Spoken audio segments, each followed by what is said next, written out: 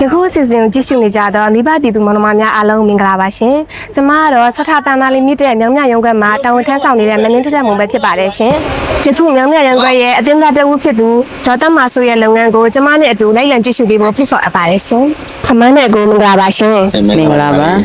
ကျမကတော့စထပန်နာမြောင်မြရုံးခွက်မှာတာဝန်ထမ်းဆောင်နေတဲ့မင်းထက်မုံပဲဖြစ်ပါတယ်ရှင်။ပထမဆုံးအနေနဲ့အမနဲ့အကိုအကြောင်းလေးကိုမိတ်ဆက်ပေးပါဦးရှင်။ ကိုကတော့မြောက်မြို့နယ်6လေးကြီးပါမှာအောင်သူလူဆန်ဆက်ကိုလုပ်ငန်းလုပ်ကိုင်နေတဲ့လုပ်ငန်းပိုင်ရှင်ဥထုံးဝင်ဖြစ်တယ်ညီမလေး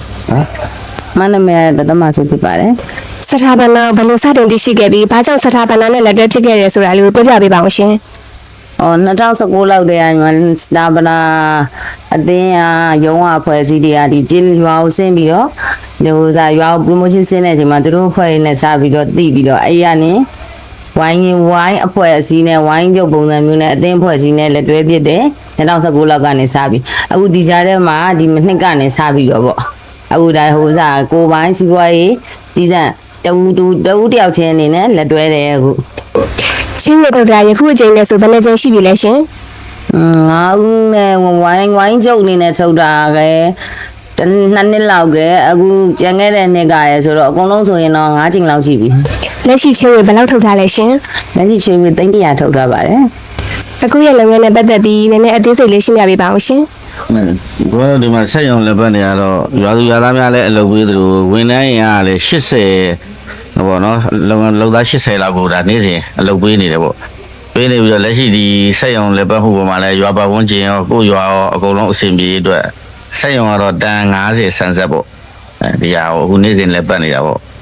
လက်ရှိဒီရွာကျိုးရကျိုးအကုန်လုံးလည်းဒီရွာသားတွေအဆင်ပြေဖို့လည်းအခုမီးဆိုရင်မီးလန်းဆိုလန်းအကိုတို့ကလည်းအကုန်လုံးလူမှုရေးလည်းအကုန်လုပ်ကင်ပေးထားတယ်ပေါ့နော်ဒီပေါ်မှာချင်းဝင်နဲ့ပတ်သက်လို့လည်းချင်းဝင်ညီမတို့ရှိရတဲ့ချင်းဝင်ကိုလည်းဒီဆက်ရုံနဲ့ပဲထည့်ပြီးတော့ဒါအကိုတို့ကအကျိုးမြတ်ရှိအောင်လက်ပတ်အချိန်မှပြန်ဆက်ဒါမျိုးတွေနဲ့တော့ကိုလက်ပတ်နေပါတယ်ဒီလုပ်ငန်းပေါ်မှာတော့နော် စထပနာချင်းဝတ်ကအကိုတို့အမတို့အတွက်ဘယ်လိုထောက်ကူဖြစ်ပါစလဲရှင် ဖြစ်ပါတယ်ညီမလေးဒီကတော့လက်ရှိဒီချင်းဝင်နဲ့ပဲဒီလုပ်ငန်းထဲမှာပေါ့သူတနိုင်တစ်ပိုင်းကိုတို့ကလက်ပတ်ပြီးတော့ပဲအခုနော်ချေးတယ်တိုးတော့လဲနောက်နှစ်လိုဟာမျိုးတွေထပ်ပြီးတော့တိုးချဲ့ပြီးတော့ချီးပေးလို့ရမယ်ဆိုရင်တော့လုပ်ငန်းတွေတွင်းတွင်းကြဲကြဲပို့လုံနိုင်မှာပေါ့ဒီလိုတော့အကိုတို့ကတော့မျှော်လင့်တာပေါ့ဟာချီးပေးလို့ရမယ်ဆိုရင်လည်းချီးပေးဖို့အပေါ်ပြင်ပြပေးပါ စထပနာလီမိတက်အတွက်စနစ်တည်အမှတ်တရစကားလေးပြောပေးပါဦးရှင် စတာဗရာမဒါစုဒီစနစ်ကနေစပြီးတော့နောက်နှစ်ပေါင်းများစွာတိုင်အောင်ရည်တည်ပြီးတော့လုပ်ငန်းတွေအများကြီးတစ်ချက်နိုင်ပါစီလို့ဆုတောင်းပေးပါတယ်